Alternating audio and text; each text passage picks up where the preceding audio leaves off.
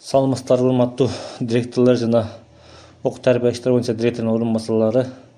Сиздерге бүгүнкү айта турган нерсем видео мугалимдердин электрондук журналды толтуруусу боюнча ким толтуруп атат, ким толтурбай атат, бага койду, койбоду, тема берди, тапшырма жазуучулар боюнча.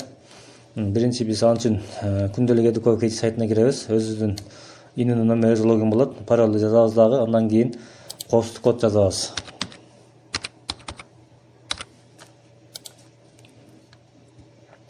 Андан кийин башка бет чыгат. Бул жерде баарыбыз билебиз.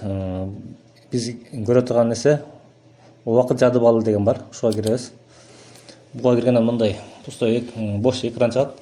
Кааласак класс боюнча, кааласак мугалимдер боюнча да көрсөк болот. Биринчи биз мугалимдер боюнча көрүп коелу. Мынакей. Байчыбак Замирагай деген сабагына киребиз. Мынакей бул жерде Байчыбак Замирагайдын сабагына кирдик. Мынакей Замирагайдын сабактары.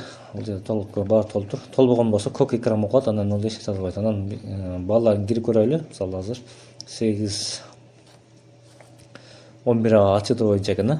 Балаларын кирип көрөбүз.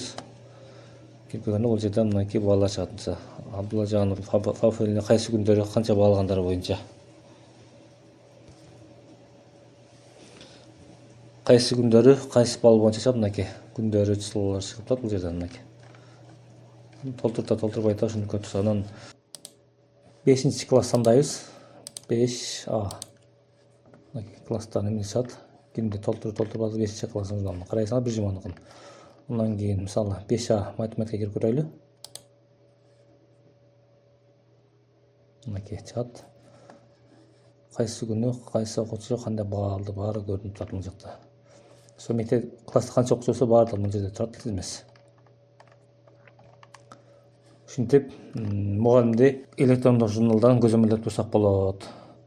Маалымат пайдалуу болсо подписаться болуп колдоп коюңуздар.